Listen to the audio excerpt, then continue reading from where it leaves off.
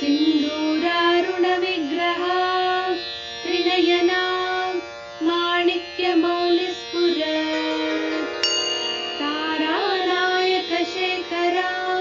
स्मितमुखी मापीनवक्षोरुहाम्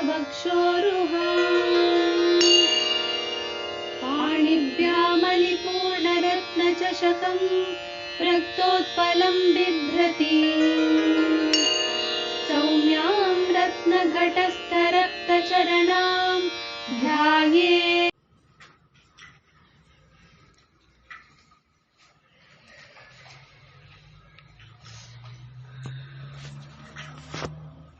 ಸಕಲ ಜಗತ್ತಿಗೆ ಪುಷ್ಟಿದಾಯಕಳಾದಂಥ ದೇವಿ ತಾನು ಯಾವ ರೀತಿಯಲ್ಲಿ ನಮ್ಮ ಒಂದು ಶರೀರದೊಳಗೂ ಕೂಡ ನಾವು ಅನೇಕ ಬಾರಿ ನೋಡಿಕೊಂಡಿರೋ ಹಾಗೆ ವಿಶ್ವಾಂಡ ನಮ್ಮಿಂದ ಎಲ್ಲೋ ದೂರದಲ್ಲಿಲ್ಲ, ವಿಶ್ವಾಂಡ ನಮ್ಮೊಳಗೆ ಇದೆ, ಅದೇ ಪಿಂಡಾಂಡ ಅಂತ ನಾವು ಹೇಳಿಕೊಳ್ಳುವಂಥದ್ದು.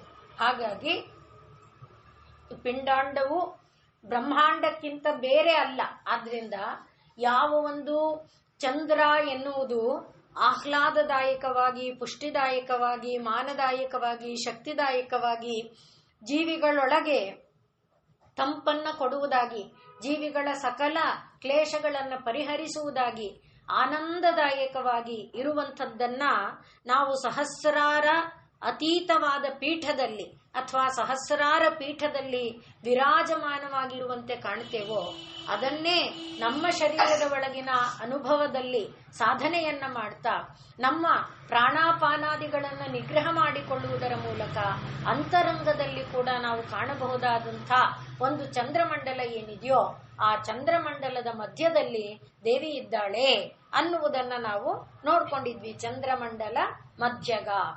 ಈಗ ಚಾರು ರೂಪ. ಆದ್ರಿಂದ ಚಂದ್ರಮಂಡಲ ಅಂದಾಗ ಶಿವ ಮತ್ತು ಪಾರ್ವತಿಯರ ಸ್ವರೂಪವಾದಂಥ, ಶಿವನು ಅಗ್ನಿ ಸ್ವರೂಪ, ಪಾರ್ವತಿ ಸೋಮಸ್ವರೂಪ. ಆದ್ರೆ ಅಗ್ನಿ ಸೋಮಾತ್ಮಕವಾಗಿ ಸಮಸ್ತ ವಿಶ್ವಾಂಡವು, ಅಗ್ನಿ ಸೋಮಾತ್ಮಕವಾಗಿ ಸಕಲ ಪರಬ್ರಹ್ಮ ತತ್ವ ಸ್ವರೂಪವೂ ಇದೆ ಅನ್ನುವುದನ್ನ ಭಾವಿಸಿಕೊಂಡು ಇದೇ ಎಲ್ಲವೂ ಅನ್ನೋದನ್ನ ನಾವು ತಿಳ್ಕೊಂಡಿದ್ವಿ. ಈಗ ಚಾರು ರೂಪ. ಚಾರು ಅಂದ್ರೆ ಸುಂದರ ಅಂತ, ರೂಪ ಅಂದ್ರೆ ರೂಪ, ಸುಂದರವಾದ ರೂಪ ಉಳ್ಳವಳು ಚಾರು ರೂಪ. ಸುಂದರವಾದ ರೂಪ ಅಂದ್ರೆ ಯಾವುದನ್ನ ನೋಡಿದರೆ ನಮಗೆ ಹೃದಯ ಕರಗುತ್ತೋ ಅದು ಸುಂದರ ಅಂತ ಅರ್ಥ. ಸುಷ್ಟು ಉನ್ನತಿ. ಉನ್ನತಿ ಅಂದ್ರೆ ದ್ರವಿಸಬೇಕು.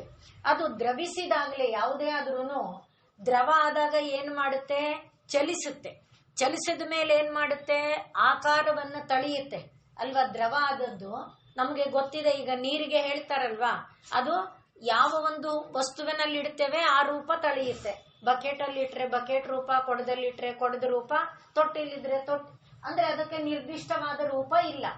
ಹಾಗೆ ಇಲ್ಲಿ ಉನ್ನತಿ ಅಂದ್ರೆ ದ್ರವ ರೂಪ ಆದ್ಮೇಲೆ ಅಂದ್ರೆ ನಮ್ಮ ಹೃದಯದ ಭಾವ ದ್ರವ ರೂಪ ಆದ್ಮೇಲೆ ಎಲ್ಲೆಲ್ಲಿ ಅದು ಸುತ್ತು ಕಟ್ಟಿಕೊಳ್ಳುತ್ತೋ ಆ ಎಲ್ಲ ರೂಪ ಏನಾಗಿದೆ?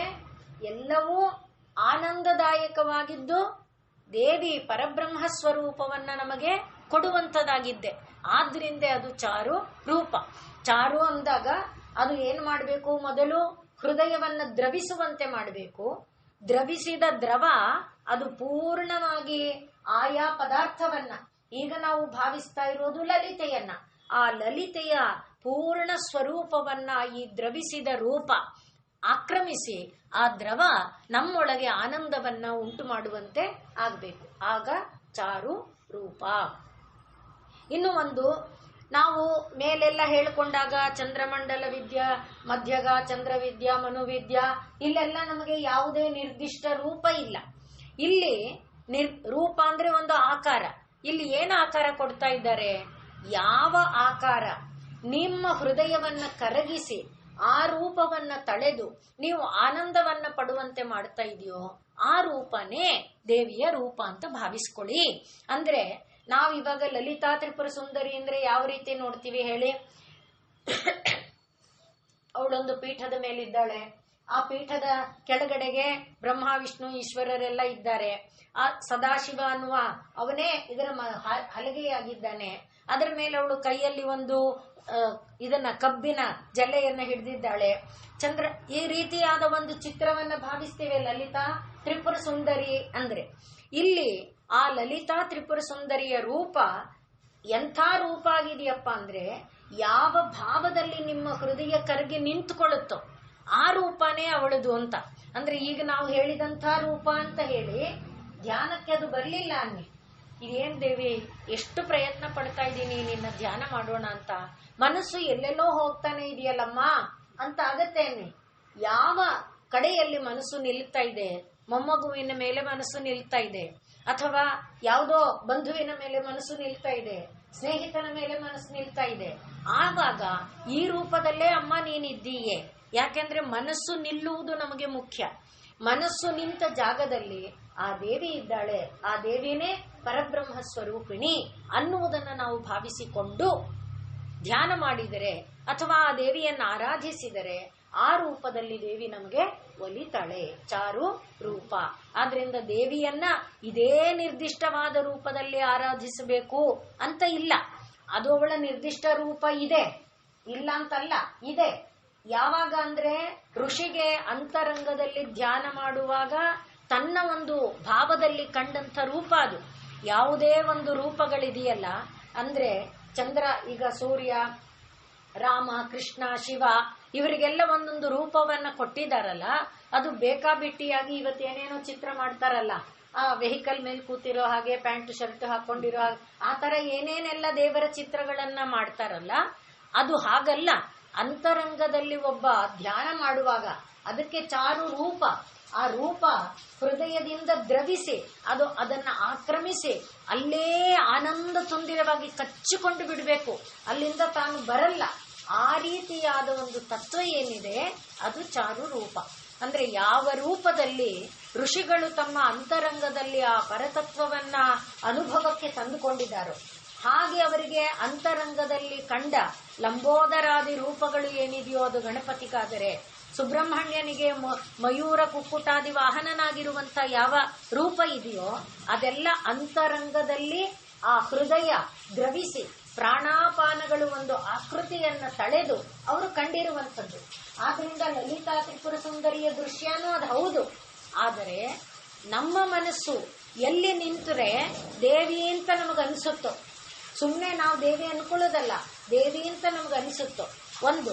ಎರಡನೇದು, ನಮ್ಮ ಮನಸ್ಸು ನಿಲ್ಲದೆ ಇದ್ದಾಗ ಅಮ್ಮ ಇದೇ ನಿನ್ನ ರೂಪ ಅಂತ ಅನ್ಕೊಳ್ತೀನಿ, ದಯಮಾಡಿ ಈ ರೂಪದಲ್ಲಿ ನೀನು ನನ್ನನ್ನ ಅನುಗ್ರಹಿಸು. ಹೀಗೆ ಎರಡು ರೀತಿಯಿಂದ ತಾಯಿಯನ್ನ ನಾವು ಭಾವಿಸೋದಿದೆಯಲ್ಲ ಅದು ಚಾರು ರೂಪ. ಈಗ ಚಾರು ಅನ್ನುವುದಕ್ಕೆ ಶಂಕರಾಚಾರ್ಯರೇ ಒಂದು ಲಕ್ಷಣ ಕೊಟ್ಟಿದ್ದಾರೆ. ಏನದು? ದುಃಖ ಅಸ್ಪರ್ಶ, ದುಃಖದ ಸ್ಪರ್ಶ ಇಲ್ಲದ ಪರಮಾನಂದ ರೂಪ. ಚಾರು ಅಂದ್ರೆ ದುಃಖ ಅಸ್ಪರ್ಶ ಪರಮಾನಂದ ರೂಪ ಅನ್ನುವುದು ಚಾರು ಅನ್ನುವುದಕ್ಕೆ ಇರುವಂತಹ ಲಕ್ಷಣ. ಅಂದ್ರೆ ಏನಾಯ್ತು? ಆನಂದ ಅಂತ ಹೇಳಿದ ಮೇಲೆ ಆಯ್ತಲ್ವಾ, ಅಲ್ಲಿ ದುಃಖದ ಸ್ಪರ್ಶ ಏನು ಅಂತ ನಮಗೆ ಪ್ರಶ್ನೆ ಬರುತ್ತೆ. ದುಃಖದ ಸ್ಪರ್ಶ ಏನು ಅಂದ್ರೆ, ಈಗ ಯಾವುದೋ ಒಂದು ವಸ್ತು ಮನೆಗೆ ಬಂತು, ವಸ್ತು ಮನೆಗೆ ಬಂದ ತಕ್ಷಣ ತುಂಬಾ ಆನಂದ ಆಯ್ತು.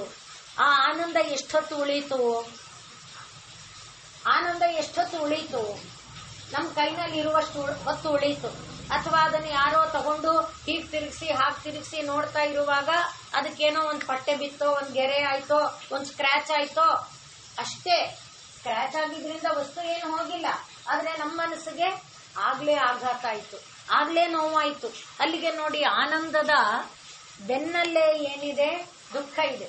ಪ್ರಾಪಂಚಿಕವಾದ ಯಾವುದೇ ವಿಷಯ ತಗೊಳ್ಳಿ, ಇದು ಅದು ಅಂತಲ್ಲ, ಪ್ರಾಪಂಚಿಕವಾಗಿ ಇರುವಂತಹ ಯಾವುದೇ ವಿಷಯ ಆನಂದವನ್ನ ಉಂಟು ಮಾಡುವುದರ ಜೊತೆಯಲ್ಲೇ ದುಃಖವನ್ನು ತರುತ್ತೆ ಅಲ್ವಾ? ಇದೆಲ್ಲರ ಅನುಭವದಲ್ಲಿದೆ. ಯಾರನ್ನ ನಾವು ಇಷ್ಟಪಡ್ತೇವೆ, ಯಾವುದನ್ನ ಇಷ್ಟಪಡ್ತೇವೆ, ಅದಕ್ಕೆ ಕಿಂಚಿತ್ತು ಘಾಸಿಯಾದ್ರು, ಕಿಂಚಿತ್ತು ಒಂದು ಕೂದಲೆಳೆಯಷ್ಟು ತೊಂದರೆ ಬಂದ್ರು ನಮಗದು ನೋವನ್ನ ಕೊಡುತ್ತೆ. ಆದ್ರೆ ದೇವಿಯ ವಿಷಯದಲ್ಲಿ ಅದಕ್ಕೆ ಅವ್ರು ಹೇಳ್ತಿರೋದು ದುಃಖ ಅಸ್ಪರ್ಶ, ದುಃಖದ ಸ್ಪರ್ಶವಿಲ್ಲದಂಥ ಪರಮಾನಂದ ಏನಿದೆಯೋ ಅದನ್ನ ಚಾರು ಚಾರು ಅಂತ ಕರೀತಾರೆ. ಈಗ ದೇವಿಯ ರೂಪ ಆ ರೀತಿಯಲ್ಲಿ ನಮ್ಮನ್ನ ಆನಂದಗೊಳಿಸುತ್ತೆ, ಸಂತೋಷಗೊಳಿಸುತ್ತೆ. ಹಾಗಾಗಿ ದುಃಖಾಸ್ಪರ್ಶ ಪರಮಾನಂದ ರೂಪ ಅಂದ್ರೆ ಚಾರು ರೂಪ. ಹಾಗಾಗಿ ಈಗ ನಾವು ಏನ್ ಮಾಡ್ಬೇಕು, ದೇವಿಯನ್ನಂತೂ ಕಲ್ಪನೆ ಮಾಡ್ಕೊಳಕ್ ಆಗಲ್ಲ, ನಮಗೆ ದೇವಿಯನ್ನ ಧ್ಯಾನ ಮಾಡಕ್ಕೆ ನಮಗಾಗಲ್ಲ. ಆದ್ರಿಂದ ನಾವು ಏನ್ ಮಾಡ್ಬೇಕು, ಚಾರು ಎನ್ನುವುದು ಈಗ ಆರಂಭದಲ್ಲಿ ನೋಡಿದ್ವಲ್ಲ, ಒಂದು ದಾಳಿಂಬೆ ಹಣ್ಣು ನೋಡಿದ್ವಿ. ದಾಳಿಂಬೆ ಹಣ್ಣಿನ ಬಣ್ಣ ಏನು ಹೊಳಿತಾ ಇದೆ, ಎಷ್ಟು ಚೆನ್ನಾಗಿದೆ, ಅದು ಖುಷಿ ಅನ್ನಿಸ್ತು. ಸಿಪ್ಪೆ ತೆಗೆದ್ವಿ, ಒಳಗಡೆ ಆ ಜೋಡಿಸಿಟ್ಟಿರುವಂತಹ ಒಂದು ಅಂದ ನೋಡಿದ್ವಿ, ಅನ್ನಿಸ್ತಾ. ಹಾಗೆ ಯಾವುದನ್ನ ನೋಡಿದಾಗ ಹೃದಯ ದ್ರವಿಸಿ ಆನಂದಿಸಿತ್ತೋ ನಾವು ಅನ್ಕೊಳ್ತೀವಲ್ವಾ, ನೋಡು ದೇವರ ಜೋಡಣೆ ನೋಡು, ಈ ತರ ನಾವು ಮಾಡಕ್ಕಾಗತ್ತಾ ಅಂತೇವೆ.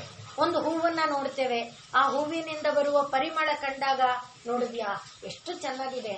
ಈ ಒಂದೇ ಮಲ್ಲಿಗೆಯಲ್ಲಿ 10 ಮಲ್ಲಿಗೆ ಬಗೆ ಇದ್ರೆ ಒಂದೊಂದು ಮಲ್ಲಿಗೆಯ ಪರಿಮಳ ಒಂದೊಂದು ತರ. ಅದನ್ನ ನಾವು ಅಷ್ಟು ಸಣ್ಣ ಮಲ್ಲಿಗೆಯ ವ್ಯತ್ಯಾಸವನ್ನ ನಾವು ತಂದ್ಕೊಡಕ್ಕಾಗತ್ತಾ? ಮಲ್ಲಿಗೆ ಅಂದ್ರೆ ಒಂದು ಕ್ರಿಯೇಟೆಡ್ ಮಲ್ಲಿಗೆ ಸೆಂಟ್ ನಾವು ತಯಾರು ಮಾಡಬಹುದು. ಆದ್ರೆ ನಾವು ತಯಾರು ಮಾಡಿದ ಮಲ್ಲಿಗೆ ಸೆಂಟು ಒಂದು ಮಲ್ಲಿಗೆ ಗಂಧ ಆಗಿರುತ್ತೆ ಹೊರತು ಅದು ಬೇರೆ ನಾನಾ ವಿಧವಾದ ಮಲ್ಲಿಗೆಗಳಿದೆಯಲ್ಲ, ಆ ನಾನಾ ವಿಧವಾದ ಮಲ್ಲಿಗೆಗಳ ಸ್ವರೂಪದಲ್ಲಿ ಆಗದಿಲ್ಲ. ಆ ರೀತಿಯಲ್ಲಿ ಅಂದ್ರೆ ಸಣ್ಣ ಮರ್ಲೆ, ಮಂಗಳೂರು ಮಲ್ಲಿಗೆ, ಮೈಸೂರು ಮಲ್ಲಿಗೆ, ಮದ್ರಾಸ್ ಮಲ್ಲಿಗೆ, ಹೀಗೆ ಏನೇನೋ ಇದೆಯಲ್ಲ, ಆ ರೀತಿ ಜಾಜಿ, ಈ ವಿಧದ ಪರಿಮಳವನ್ನ ನೋಡಿದಾಗ, ಆ ಹೂವಿನ ಸ್ವರೂಪವನ್ನ ನೋಡಿದಾಗ ದೇವರೇ ದೇವರೇ ಅಂತ ಭಾವಿಸ್ತಾ ಬಂದ್ರೆ ಅದೂ ಕೂಡ ದೇವಿಯ ದರ್ಶನಕ್ಕೆ ಹೇತುವಾಗುತ್ತೆ, ಅದೂ ದೇವಿಯನ್ನ ನಮಗೆ ತೋರಿಸಿಕೊಡುತ್ತೆ. ಆ ರೀತಿಯಲ್ಲಾದರೂ ದೇವಿಯ ಧ್ಯಾನವನ್ನ ಅಥವಾ ಪರಮಾತ್ಮನ ಧ್ಯಾನವನ್ನ ಮಾಡಿ ಎಂಬುದಾಗಿ ಚಾರು ರೂಪ. ಇನ್ನು ಮುಂದಿನ ನಾಮ ಚಾರುಹಾಸ. ಚಾರು ಅಂದ್ರೆ ಚರತಿ ಇತಿ ಚಾರು ಅಂತ. ಚರತಿ ಅಂದಾಗ ಈಗ ನಾವು ಹೇಳಿದ್ದು ಅದಕ್ಕೆ ಪುಷ್ಟಿ ಅಷ್ಟೇ, ಇಷ್ಟೊತ್ತು ಹೇಳಿದ್ದೆ. ಏನು ದಾಳಿಂಬೆ ಹಣ್ಣನ್ನು, ಹೂವನ್ನು, ಹಣ್ಣನ್ನು, ಊಟವನ್ನು, ಏನನ್ನು ನೋಡಿದಾಗ ಚರತಿ ಎಲ್ಲಿಗೆ ಹೋಯ್ತು, ನೋಡಪ್ಪ ದೇವರ ಸೃಷ್ಟಿ ಅಂತ. ಏನು ಬೇಡ, ಈಗ ತೆಂಗಿನಕಾಯಿ ಒಡೆದ್ವಿ, ತುರಿದಿದ್ದನ್ನ ಮತ್ತೆ ನಾವು ಚಿಪ್ಪೊಳಗೆ ಜೋಡಿಸಿಟ್ರೆ ಆ ರೀತಿಯಾಗಿ ಜೋಡಿಸಕ್ಕಾಗತ್ತಾ? ನಾವು ಅಲ್ಲಿಂದೇ ತೆಗೆದಿದ್ದನ್ನ ಮತ್ತೆ ಹಾಗೆ ಹುದುಗಿ ಒತ್ತೊತ್ತಿ ಇಟ್ಟರು ಕೂಡ ಆಗಲ್ಲ. ಅಂಥದನ್ನೆಲ್ಲ ನೋಡಿದಾಗ ಚರತಿ ಎಲ್ಲಿಗೆ ಹೋಗ್ಬೇಕು, ನಮ್ಮ ಮನಸ್ಸು ದೇವರ ಬಳಿಗೆ ಹೋಗ್ಬೇಕು. ಅದು ಇಷ್ಟ ದೇವರ ಬಳಿಗೆ ಹೋದ್ರೆ ಅದೇ ಚಾರು. ಸ್ಪಷ್ಟ ಆಯ್ತಲ್ವಾ? ಚರತೀತಿ ಚಾರು ಒಂದು, ದುಃಖ ಅಸ್ಪರ್ಶ ಪರಮಾನಂದ ರೂಪ ಅನ್ನುವುದು ಚಾರು. ಹಾಗೆ ಚಾರು ರೂಪ. ಈಗ ಚಾರು ಹಾಸ. ಹಾಸ ಅಂತ ಹೇಳಿದ್ರೆ ನಗು. ಯಾವ ನಗುವನ್ನ ಕಂಡ್ರೆ, ಯಾರಿಗೇ ಆದರೂ ಅಷ್ಟೇ, ಒಬ್ಬ ವ್ಯಕ್ತಿ ನಗುತ್ತಾ ಇದ್ರೆ ಅವನು ಇಷ್ಟ ಆಗುತ್ತಾನೆ. ಅವನು ಸಿಂಡ್ರ ಮುಖ ಇದ್ರೆ, ಅಯ್ಯೋ ಅವನೊಬ್ಬ ಸಿಡ್ಕ, ಅವನ ಹತ್ರ ಹೋಗಲ್ಲಪ್ಪ ಅಂತೀವಿ. ಅವನ ಅಂಗಡಿಗೆ ನಾ ಹೋಗಲ್ಲ ಅಂತ ಹೇಳುವುದು ಯಾಕೆ? ಅವನು ತುಂಬಾ ಸಿಡುಕ್ತಾನೆ ಅಂತ. ಆದ್ರಿಂದ ಈಗ ಸಿಡುಕು ಅನ್ನೋದು ಏನು ಮಾಡುತ್ತೆ, ವ್ಯಕ್ತಿಯನ್ನ ದೂರ ಮಾಡುತ್ತೆ. ನಗು ಅನ್ನೋದು ಏನು ಮಾಡುತ್ತೆ, ವ್ಯಕ್ತಿಯನ್ನ ಹತ್ರ ಮಾಡುತ್ತೆ. ಅದರಲ್ಲಿ ಅಟ್ಟಹಾಸ ಮಾಡಿ ನಕ್ರೆ ಇಷ್ಟ ಆಗಲ್ಲ. ಏನಪ್ಪ ಆ ತರ ನಗ್ತಾ ಇದ್ದಾರೆ ಅನ್ಸುತ್ತೆ. ಹಾಗೆ ಒಂಥರ ಮೈಯೆಲ್ಲ ಕುಲ್ಕೊಂಡು ಜೋರಾಗಿ 10 ಕಡೆ ಕೇಳಿಸೋ ಹಾಗೆಲ್ಲ ನಕ್ಕರು ಕೂಡ ನಮಗದು ಆನಂದ ಕೊಡಲ್ಲ. ಈ ದೇವಿಯ ಆನಂದ ಹೇಗಿದೆ ಅಂದ್ರೆ ಚಾರು ಮಂದ, ಅಂದ್ರೆ ನೋಡ್ತಾ ಇರುವಂತಹ ಒಂದು ಹಾಸ. ಅದರಿಂದ ಆ ಹಾಸವನ್ನ ನೋಡಿದ್ರೆ ದೇವಿಯೇ ನಮ್ಗೆ ಅಂದ್ರೆ ಎಲ್ಲ ಮನಸ್ಸಿನ ಬಾಧೆಗಳು, ಮೊದಲೇ ದುಃಖಾಸ್ಪರ್ಶ ಅಂದ್ರಲ್ಲ, ಆ ಮನಸ್ಸಿನ ಬಾಧೆಯೆಲ್ಲ ದೂರ ಆಗಿ ಮನಸ್ಸು ಹಗೂರ ಆಗಿ. ಒಂದೊಂದ್ಸಲಿ ನೋಡಿ ದೇವಸ್ಥಾನಕ್ಕೆ ಹೋದಾಗ ಅಥವಾ ನಮ್ಮ ಮನೆಯಲ್ಲೇ ದೇವರ ಮುಂದೆ ದೀಪ ಹಚ್ಚಿಟ್ಟಾಗ ಎಷ್ಟು ಭಾರದಿಂದ ಬಂದಿರ್ತೇವೆ, ಇಷ್ಟನೇ ಇಲ್ಲದೆ ದೇವರ ಮನೆಗೆ ಬಂದು ದೀಪ ಹಚ್ಚಬೇಕಲ್ಲ, ಹೊತ್ತಾಯ್ತಲ್ಲ ಅಂತ ಬಂದಿರ್ತೇವೆ. ಅದೇ ದೀಪ ಹಚ್ಚಿದ ಕ್ಷಣ ಆ ದೀಪವನ್ನು, ಆ ದೇವರ ವಿಗ್ರಹವನ್ನು ನೋಡ್ತಾ ಇದ್ರೆ ಏನೋ ಒಂದು ತಂಪಾಗಿ ಆ ಭಾರ ಎಲ್ಲ ಒಳ್ಳೆ ಹಗೂರ ಕರಗಿ ನೀರಾಗಿ ಹೋದಂತೆ ಆಗ್ಬಿಡುತ್ತೆ. ಆ ರೀತಿ ಚಾರುಹಾಸ ಅಂದಾಗ ಆ ದೇವಿಯ ನಗುವನ್ನ ಕಂಡ್ರೆ, ಆ ನಗುವಿನಿಂದ ನಮ್ಮ ಎಲ್ಲ ದುಃಖದ ಭಾರ ದೂರ ಆದರೆ ಅದು ಚಾರು ಹಾಸ. ದೇವಿಯ ಹಾಸ ಆ ರೀತಿ ಇದೆ. ಯಾತಕ್ಕೆ ನಾವು ದೇವಿಯನ್ನ ಆಶ್ರಯಿಸಬೇಕು, ಯಾಕೆ ದೇವರನ್ನ ಆಶ್ರಯಿಸಬೇಕು, ಲೋಕದವರನ್ನ ಯಾಕೆ ಆಶ್ರಯಿಸಬಾರ್ದು, ಇದೆಲ್ಲ ನಮ್ಮ ಜೀವನದಲ್ಲೇ ಇದೆ. ಒಬ್ಬರ ಜೊತೆ ತುಂಬಾ ಪ್ರೀತಿಯಿಂದ ಮಾತಾಡ್ತಿರ್ತೀವಿ, 1.5 ಗಂಟೆ 2 ಗಂಟೆ ಮಾತಾಡ್ತಿರ್ತೀವಿ, ಆನಂದದಿಂದ ಮಾತಾಡಿದೀವಿ. ಹೋಗಕ್ ಮುಂಚೆ ಅವ್ರು ಏನೋ ಒಂದು ಹೇಳ್ಬಿಡ್ತಾರೆ, ಅದೇ ಬಾಂಬು. ಅಷ್ಟೊತ್ತಿದ್ದ ಆನಂದ ಓಡ್ ಹೋಯ್ತು. ಆಮೇಲೆ ಎಷ್ಟೊತ್ತೆಲ್ಲ ಆನಂದ ಪಟ್ಟಿದ್ವಲ್ಲ, ಅದ್ರ ಬದಲಿಗೆ ಅಲ್ಲ ಇಷ್ಟೊತ್ತು ಆನಂದವಾಗಿದ್ವಿ, ಹೋಗ್ತಾ ಹೋಗ್ತಾ ಈ ಮಾತು ಹೇಳೋಗ್ಬೇಕಾ ಇವಳು, ಇದಿಡ್ಬೇಕಿತ್ತ ಈಗ ಅಂತ ಅದನ್ನೇ ಮನಸ್ಸು ಮನನ ಮಾಡ್ತಾ ಎಷ್ಟು ದುಃಖದ ಭಾರವನ್ನ ಹೊರುತ್ತೆ.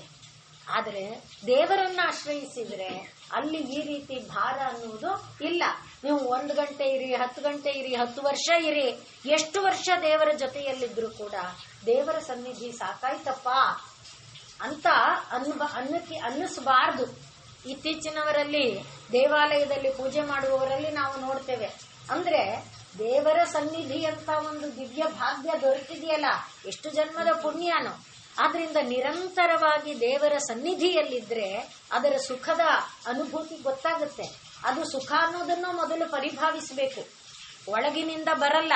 ಯಾಕೆ ನಾವು ಋಷಿಗಳಲ್ಲ, ನಾವು ಯೋಗಿಗಳಲ್ಲ.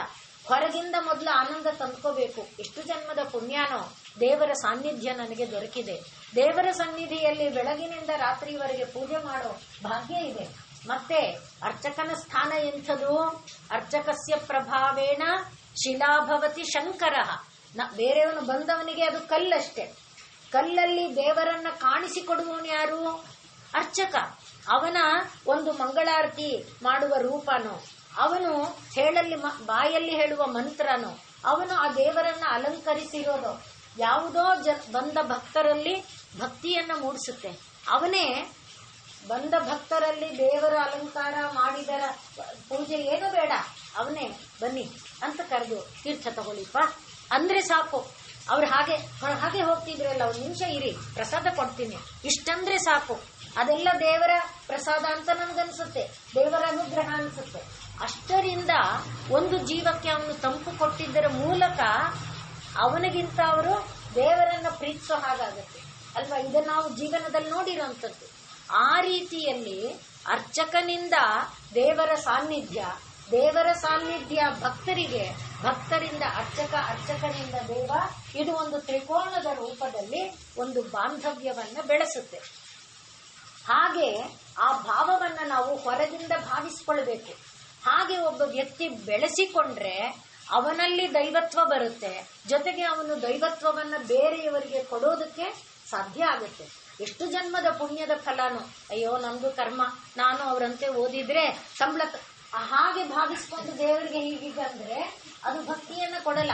ತಗೊಳ್ಳಿ ಅನ್ನುವಂತೆ ಮಾಡಿದ್ರೆ ಎಷ್ಟು ಕಡೆಗಳಲ್ಲಿ ತೀರ್ಥ ಅಂತ ಹೀಗೆ ಹಾಕ್ತಾರೆ, ಕೈಯೊಳಗೆ ಒಂದು ಬಿಂದು ಉಳಿಯಲ್ಲ, ಹಾಗೆ ಹಾಕಿರ್ತಾರೆ. ಅದು ಭಕ್ತಿಯನ್ನ ಉಂಟು ಮಾಡಲ್ಲ. ನಮ್ಗೇನ್ ಅನ್ಸುತ್ತೆ, ಇಲ್ಲಿ ಯಾಕಪ್ಪ ಬಂದೆ, ತೀರ್ಥ ಕೂಡ ಒಂದು ಶ್ರದ್ಧೆಯಿಂದ ಕೊಡಲ್ವಲ್ಲ.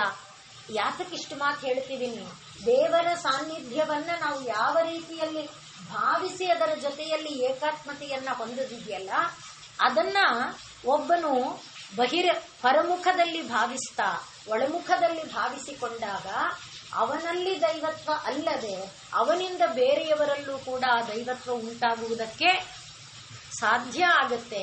ಆ ದೈವತ್ವದಿಂದ ಲಾಭ ಏನು ಅಂದ್ರೆ ಅನಂತ ಕಾಲದ ಆನಂದ. ಹಾಗೆ ಆ ಆನಂದಮಯವಾದ ಬದುಕು 1 ಅಲ್ಲ 10 ಅಲ್ಲ 100 ವರ್ಷ ಇದ್ರೂ ಕೂಡ ಈ ಆನಂದ ಸಾಕು ಅಂತ ಅನ್ಸೋದಿಲ್ಲ. ಅದಕ್ಕೋಸ್ಕರ ಹೇಳಿದೆ, ಅದನ್ನ ನಾವು ಮೊದಲಿಗೆ ಹೊರಗಿಂದೇ ತಂದ್ಕೊಳ್ಬೇಕು, ಕಂಪಲ್ಸರಿಯಾಗಿ ತಂದ್ಕೊಳ್ಬೇಕು. ಹಾಗೆ ತಂದ್ಕೊಳ್ತಾ ಅದು ನಿಜವಾದ ಆನಂದ ಆಗುತ್ತೆ. ಕೃತ್ರಿಮ ಆನಂದ ನಿಜವಾದ ಆನಂದವಾಗಿ ಪರಿವರ್ತನೆ ಆಗೋದಕ್ಕೆ ಸಾಧ್ಯ ಆಗುತ್ತೆ. ಆದರೆ ದೇವಿಯ ಆನಂದ ಕೃತ್ರಿಮ ಅಲ್ಲ, ಅದು ಚಾರುಹಾಸ. ಅವಳಿಂದಾನೇ ಲೋಕದಲ್ಲಿ ಎಲ್ಲೆಲ್ಲಿ ನಗೆ ಇದೆ ಆ ನಗೆ ರೂಪದಲ್ಲಿ ಪರಮಾತ್ಮನನ್ನ ನೋಡು, ಅದೇ ಚಾರು ತರತಿ. ನಾವು ಯಾರದೋ ನಗುವನ್ನ ಕಂಡಾಗ, ಅದರಲ್ಲಿ ಮಕ್ಕಳ ಬೊಚ್ಚಬಾಯಿ ನಗು ಕಂಡಾಗ, ಯಾಕೆ ನಿಷ್ಕಲ್ಮಶ ನಗು ಅದು, ಅದನ್ನ ನೋಡಿದ್ರೆ ದೇವರನ್ನೇ ನೋಡಿದ ಹಾಗೆ ಒಂದೊಂದನ್ನ ನೋಡ್ತಾ ಆ ದೇವರನ್ನ ಕಂಡಂತ ಆನಂದವನ್ನ ನಾವು ಪರಿಭಾವಿಸಿದರೆ ಆ ಭಾವದಿಂದ ಅದು ಚರಿಸಿ ಏನಾಗಬೇಕು, ದೇವಿಯನ್ನ ಪರಿಭಾವಿಸುವಂತೆ ಆಗಬೇಕು. ಅದು ಚಾರು ಹಾಸ. ಆ ರೀತಿಯಲ್ಲಿ ಮತ್ತೆ ಆನಂದ ಎಲ್ಲಿದೆ ಅಲ್ಲಿ ಏನಿಲ್ಲ, ಭಯ ಇಲ್ಲ, ಅಲ್ಲಿ ಶೋಕ ಇಲ್ಲ. ಅಲ್ಲಿ ಎಲ್ಲಿ ಭಯ ಶೋಕ ಇಲ್ಲ ಅಲ್ಲಿ ಏನಿಲ್ಲ, ಮೋಹ ಇಲ್ಲ. ಅಲ್ಲಿ ಲೋಭ ಮೋಹ ಇದ್ರೆ ಲೋಭ ನೋಡಿ, ಇದೆಲ್ಲ ಒಂದಕ್ಕೊಂದಕ್ಕೆ ಸಂಬಂಧ.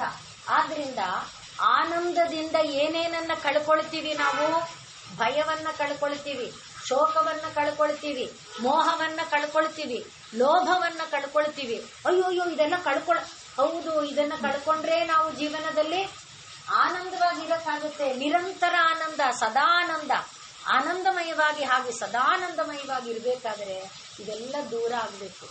ಆದ್ದರಿಂದ ಯಾರಿಗೆ ಭಯ ಶೋಕ ಲೋಭ ಮೋಹಾದಿಗಳು ದೂರ ಆಗಿ ಸದಾ ಆನಂದ ಎಂಬುದು ಬೇಕೋ ಅವರು ಚಾರುಹಾಸ ಎನ್ನುವ ನಾಮವನ್ನ ನಿರಂತರ ಜಪಿಸ್ತಾ ಇದ್ರೆ ಅವರು ಇದನ್ನ ಪಡೀತಾರೆ. ನಾವು ಹಿಂದಿಂದ ಹೇಳಿಕೊಂಡು ಬಂದಿದ್ದೇವೆ, ಒಂದೊಂದು ಪದವು ಒಂದೊಂದು ನಾಮವೂ ಕೂಡ ಮಂತ್ರ. ಆ ಮಂತ್ರವನ್ನ ಜಪಿಸೋದ್ರಿಂದ ಏನೇನ್ ಲಾಭ ಇದೆ ಅಂತ, ಅಲ್ಟಿಮೇಟ್ ಲಾಭ ದೇವಿನೇ. ಇದು ಆಂತರಿಕ ಅಂದ್ರೆ ಮಧ್ಯದಲ್ಲಿ ಬರುವಂತ ಲಾಭ, ಪರಮಾರ್ಥ ಲಾಭ ದೇವಿನೇ. ಮಧ್ಯದಲ್ಲಿ ಬರುವ ಲಾಭವಾಗಿ ಭಯ ಶೋಕ ಮೋಹ ಲೋಭಾದಿಗಳೆಲ್ಲವೂ ದೂರ ಆಗುವಂಥದ್ದು ಯಾವುದದು? ಚಾರು ಹಾಸ. ದೇವಿಯ ಆ ಮುಗುಳ್ನಗೆ, ಆ ದೇವಿಯ ಆನಂದಮಯವಾದ ನಗೆ, ಸುಂದರವಾದ ನಗೆ ನಮ್ಮೊಳಗಿರುವಂಥ ಪ್ರಾಪಂಚಿಕವಾದ ಭಯ ಶೋಕ ಲೋಭ ಮೋಹಗಳನ್ನ ದೂರ ಮಾಡುತ್ತೆ. ಆದ್ರಿಂದ ಯಾರಿಗೆ ಈ ಭಯ ಶೋಕ ಮೋಹಾದಿಗಳು ದೂರವಾಗಿರುವ ಸದಾನಂದ ಬೇಕೋ ಅವರು ಓಂ ಚಾರುಹಾಸಾಯೇ ನಮಃ, ಓಂ ಚಾರುಹಾಸಾಯೇ ನಮಃ, ಓಂ ಚಾರುಹಾಸಾಯೇ ನಮಃ ಅಂತ ನಿತ್ಯದಲ್ಲಿ ಎಷ್ಟಾಗತ್ತೆ ಅಷ್ಟು ಜಪಿಸ್ತಾ ಇದ್ರೆ ಅವರಿಗೆ ನಿತ್ಯಾನಂದ ಸಿದ್ಧಿಯಾಗುತ್ತೆ ಅನ್ನುವುದಾಗಿ ಹೇಳ್ತಾರೆ. ಈಗ ಯಾರಿಗೆ ಆನಂದ ಬೇಡ, ಆನಂದ ಬೇಕು ಅನ್ನುವವರು, ನಿತ್ಯಾನಂದ ಸದಾನಂದ ಬೇಕು ಅನ್ನುವವರು ಈ ನಾಮವನ್ನ ಜಪಿಸ್ತಾ ಇದ್ರೆ ಆಯ್ತು.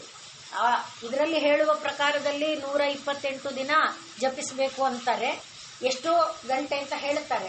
ಅಲ್ಲದೆ ದಿನಪೂರ್ತಿಯಲ್ಲಿ ಯಥಾಕಾಲ ಯಥಾವಕಾಶ ಯಥಾಶಕ್ತಿ ನಮ್ಮ ಶಕ್ತಿ ಅನುಸಾರ ಓಂ ಚಾರುಹಾಸಾಯೇ ನಮಃ, ಓಂ ಚಾರುಹಾಸಾಯೇ ನಮಃ ಅಂತ ಪುರುಸೊತ್ತಾದಾಗೆಲ್ಲ ಹೇಳ್ಕೊಳ್ತಾ ಇದ್ರೆ ನಮ್ಮ ಭಯ ಶೋಕ ಲೋಭ ಮೋಹಗಳು ದೂರ ಆಗುತ್ತೆ. ನಮ್ಮನ್ನ ಬಾಧಿಸ್ತಿರೋದು, ನಮ್ಮನ್ನ ಬಾಧಿಸೋದು ಮೊದಲ ಭಯ, ರೋಗದ ಭಯ, ಶತ್ರು ಭಯ, ಮಕ್ಕಳಿಂದ ಭಯ, ಏನೇನೆಲ್ಲ ಭಯ. ಆ ಭಯ ದೂರ ಆಗಿ ಬೇಕು ಅಂದ್ರೆ ಓಂ ಚಾರುಹಾಸಾಯೇ ನಮಃ. ಈ ರೋಗದ ಬಾಧೆ, ಮತ್ತೆ ಮೃತ್ಯು ಭಯ, ಮರಣಕ್ಕಿಂತಲೂ ನಾ ಹೇಗೆ ಸಾಯ್ತೀನೋ ಅನ್ನೋ ಭಯ, ಅಂದ್ರೆ ಹಾಸಿಗೆಯಲ್ಲಿ ಬಿದ್ದು ನರಳಾಡ್ತಾ ಸಾಯ್ತೀನಿ, 4 ಜನರ ಕೈನಲ್ಲಿ ಚೀತು ಅನ್ನಿಸ್ಕೊಂಡು ಸಾಯ್ತೀನಿ, ಏನೇನೋ ಇದೆ ನೋಡಿ. ಆ ತರಹದ ಎಲ್ಲ ಭಯಗಳು ದೂರ ಆಗ್ಬೇಕಂದ್ರೆ ಓಂ ಚಾರುಹಾಸಾಯೇ ನಮಃ ಅನುಷ್ಠಾನ ಮಾಡಿ ನೋಡಿದ್ರೆ ಫಲ ಗೊತ್ತಾಗುತ್ತೆ. ನೀವು ಸುಮ್ಮನೆ ಹೇಳಿ ನಾವು ಕೇಳಿಸ್ಕೊಂಡು ಹೋಗ್ತೀವಿ ಅಂದ್ರೆ ಫಲ ಗೊತ್ತಾಗಲ್ಲ. ಹೇಳ್ತಾ ಇದ್ದಾಗ ಆ ಫಲ ನಮಗೆ ಅನುಭವಕ್ಕೆ ಬರುತ್ತೆ. ಮುಂದಿನ ನಾಮ ಚಾರು ಚಂದ್ರ ಕಲಾಧರ. ಆದ್ರಿಂದ ದೇವಿಯ ಮುಗುಳ್ನಗೆಯ ದರ್ಶನದಿಂದ ಅಭಯ ನಮಗೆ ದೊರಕುತ್ತೆ. ಭಯ ದೂರ ಆಗುತ್ತೆ ಅಂದ್ರೆ ಅಭಯ ದೊರಕುತ್ತೆ. ಅಭಯ ಅಂದ್ರೇನು? ಬ್ರಹ್ಮ. ಅಭಯಂ ಪ್ರಾಪ್ತೋಸಿ ಜನಕ, ಅಭಯಂ ವೈ ಬ್ರಹ್ಮ ಅಂತ ಹೇಳಿ ಜನಕನಿಗೆ ಯಾಜ್ಞವಲ್ಕ್ಯರು ಹೇಳ್ತಾರೆ. ಅಭಯ ಅಂದ್ರೆ ಪರಬ್ರಹ್ಮ, ಅಂದ್ರೆ ದಿ ಅಲ್ಟಿಮೇಟ್. ಅದಾದ್ಮೇಲೆ ಮತ್ತೊಂದು ಗೆರೆ ಇಲ್ಲ. ಅದು ದೊರಕಬೇಕಂದ್ರೆ ಚಾರುಹಾಸ ಅನ್ನುವುದರ ಮೂಲಕ ಅದನ್ನು ಕೂಡ ನಾವು ಪಡೆಯಬಹುದು. ಈಗ ಮುಂದಿನದು ಚಾರು ಚಂದ್ರ ಕಲಾಧರ. ಇಲ್ಲಿ ಚಂದ್ರಕಲಾ ಅಂತ ಮಧ್ಯೆ ಇದೆ, ಹಿಂದಕ್ಕೆ ಚಾರು ಇದೆ, ಮುಂದಕ್ಕೆ ಧರ ಇದೆ. ಚಂದ್ರಕಲೆಯನ್ನ ಧರಿಸಿರುವವಳು. ಚಾರು ಅಂದ್ರೆ ಈಗಾಗಲೇ ಹೇಳ್ಕೊಂಡ್ವಿ, 2 ನಾಮದಲ್ಲಿ ಚರಿಸ್ತಾ ಹೋಗೋದು ಒಂದು, ಎರಡನೇದು ಅದು ಚರಿಸಿದ ಮೇಲೆ ದುಃಖ ಅಸ್ಪರ್ಶವಾದ ಪರಮಾನಂದವನ್ನ ಕೊಡೋದು, 2 ಚಾರು. ಈಗ ಈ ಚಂದ್ರಕಲಾ ಅನ್ನುವ ಮಧ್ಯದಲ್ಲಿದೆಯಲ್ಲ, ಅದು ದೇವಿ ಭಾಗವತದಲ್ಲಿ ಒಂದು ಕಥೆ ಬರುತ್ತೆ. ಚಂದ್ರಕಲಾ ಅನ್ನುವವಳು ಒಬ್ಬ ರಾಜನ ಮಗಳು. ಅವಳು ನಿರಂತರವಾಗಿ ದೇವಿಯ ಆರಾಧನೆಯನ್ನ ಮಾಡ್ತಾ ಇರ್ತಾಳೆ. ಅವಳಿಗೆ ಯಾರು ಅದನ್ನು ಬೋಧೆ ಮಾಡಿದ್ರು ಗೊತ್ತಿಲ್ಲ, ಯಾವಾಗ್ಲೂ ದೇವಿಯ ಆರಾಧನೆಯಲ್ಲಿ ಇರ್ತಾಳೆ. ದೇವಿಯನ್ನ ಹೊರತುಪಡಿಸಿ ಅವಳಿಗೆ ಬೇರೆ ಏನು ಬೇಕಿಲ್ಲ. ಆಟ ಆಡುವಾಗ ಕೂಡ ತನ್ನ ಒಡನಾಡಿಗಳ ಜೊತೆ ಆಡುವಾಗಲೂ ಕೂಡ ದೇವರದೇ ಆಟ ಅವಳಿಗೆ, ಬೇರೆ ಆಟ ಆಡುವ ಆಸೆ ಇಲ್ಲ. ಅಂಥ ಒಂದು ಭಕ್ತಿ ದೇವಿಯಲ್ಲಿ. ಹಾಗೆ ದೇವಿಯನ್ನ ಪರಮವಾಗಿ ಮಾಡಿಕೊಂಡು ಈಗ ದೊಡ್ಡವಳಾಗಿ ಬೆಳೆದಿದ್ದಾಳೆ. ಅವಳು ದೊಡ್ಡವಳಾಗಿ ಬೆಳೆದಾಗ ರಾಜ ಇವಳಿಗೆ ಮದುವೆ ಮಾಡಬೇಕು ಅಂತ ಯೋಚನೆ ಮಾಡ್ತಾ ಇದ್ರೆ ಇವಳಿಗೆ ಯಾರನ್ನೋ ಮದುವೆ ಮಾಡ್ಕೊಳ್ಳೋದು, ಯಾರ ಜೊತೆಯಲ್ಲೋ ಇರೋದು ಅನ್ನೋದು ಇಷ್ಟ ಆಗ್ತಾ ಇಲ್ಲ.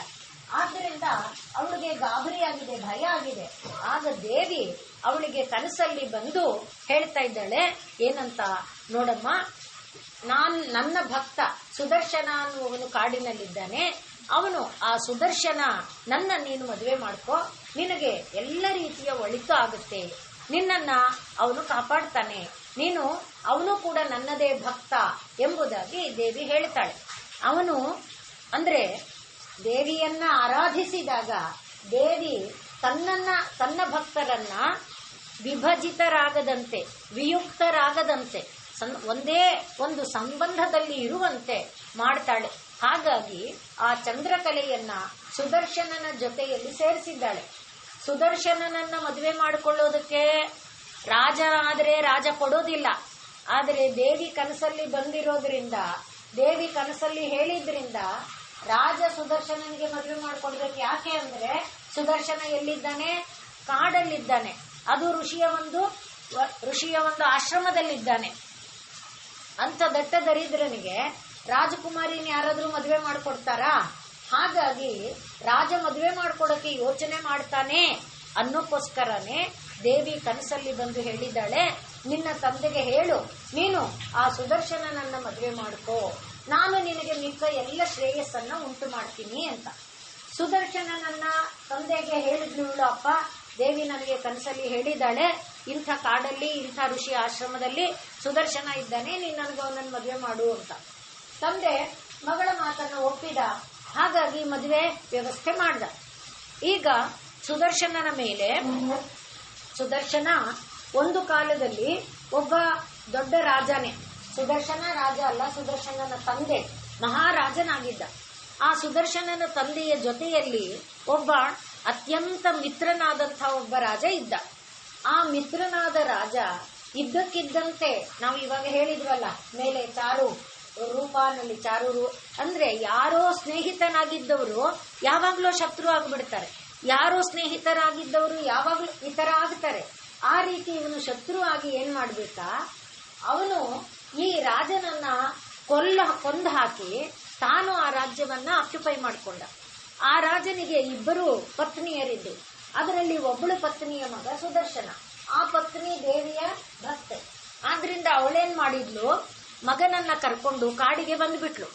ಅದೇ ಇನ್ನೊಬ್ಬಳು ಪತ್ನಿ ತನ್ನ ತಂದೆಯನ್ನ ಆಶ್ರಯಿಸಿಕೊಂಡು ತಂದೆಯ ಬಳಿ ಹೋಗಿ, ತಂದೆನೂ ಕೂಡ ಒಬ್ಬ ರಾಜ ಆಗಿದ್ದ, ಆ ರಾಜನ ಸಹಾಯ ತಕೊಂಡು ಈ ಶತ್ರುವನ್ನ ಸದೆ ಬಡಿದ್ಲು.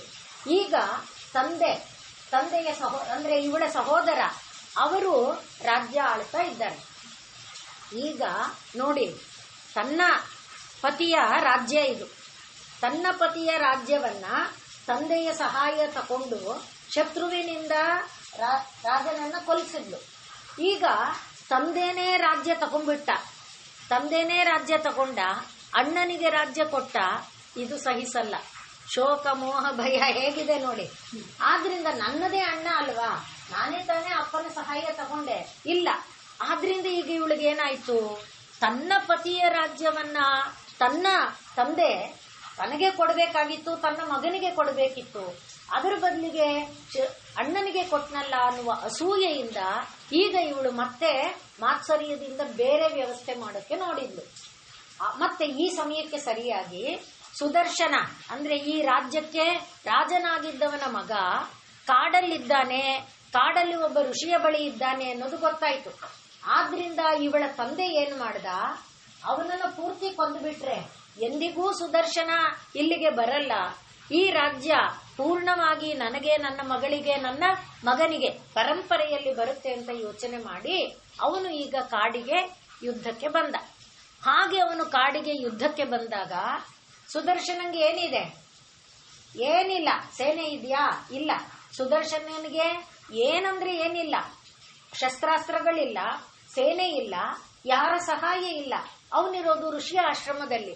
ಹೀಗೆ ಅವನು ಸುದರ್ಶನನ ಮೇಲೆ ಆಕ್ರಮಣ ಮಾಡಕ್ಕೆ ಬಂದಾಗ ಸುದರ್ಶನ ತಾಯಿಯ ಸ್ಮರಣೆಯನ್ನ ಮಾಡ್ತಾ ಕೈ ಮುಕ್ಕೊಂಡು ನಿಂತಿದ್ದಾನೆ.